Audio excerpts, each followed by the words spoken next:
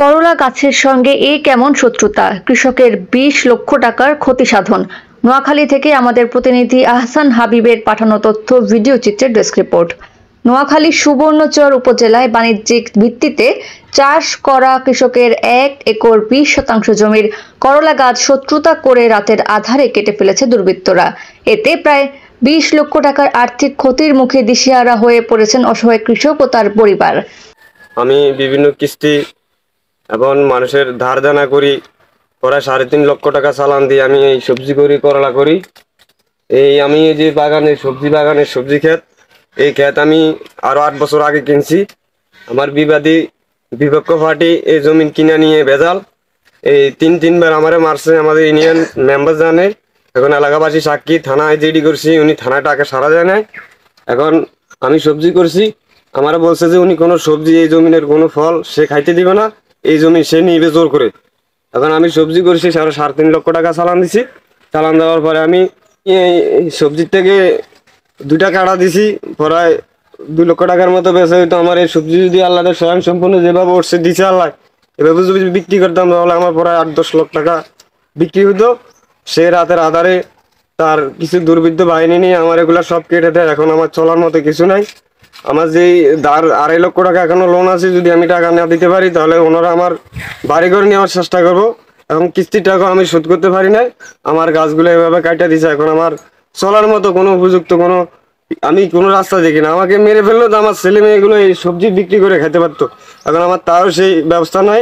আমি সব বাংলাদেশ সরকারের কাছে অনুরোধ করবো যে আমার ক্ষতিপূরণটা উদ্ধার করে দেন, অপরাধীরা সাজা দেয়। বুধবার ভোররাতে উপজেলার ১ নং চরজব্বর ইউনিয়নের ৯ নং ওয়ার্ড ইমান আলী বাজার সংলগ্ন উত্তর চর বাগ্গা গ্রামে এই ঘটনা ঘটে।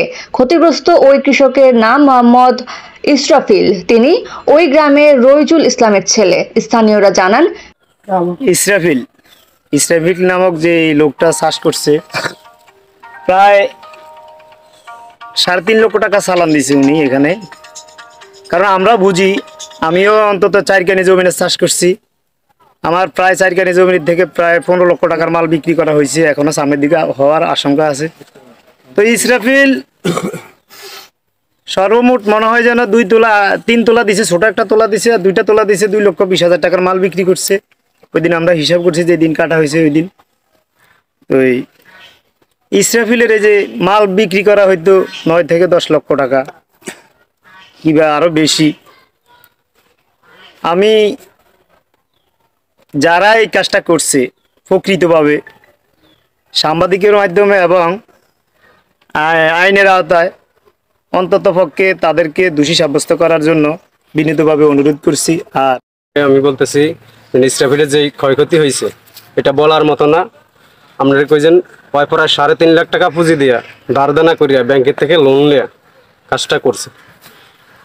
এই কাজটা করছে যে পরে যে সময় আগে একটা এই জমিটা নিয়ে ভেজাল হয়েছে, ভেজালের পরবর্তীতে ওরে যখন এই চাষটা করতে গেছে তখনই কইছে যে এই জমিনের চাষ, এই জমিনের ফসল, এই জমিনের আয় ব্যয় তারা খাইতে দিবে না।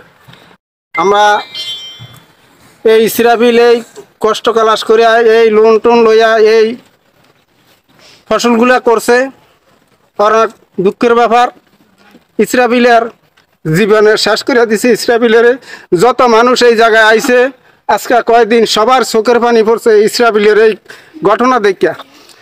এখন আমরা দেশ সবার কাছে সরকার হইতে যত কৃষক মোহাম্মদ ইসরাফিল ধার দেনা করে ১ একর ২০% জমিতে করলার চাষ করেছেন, যা পুঁজি ছিল সব ক্ষেতের কাজে লাগিয়েছেন। করলা বিক্রি করে দেনা পরিশোধ করার কথা ছিল ইসরাফিলের, তার মধ্যে গাছ কেটে ফেলার ঘটনা ঘটল।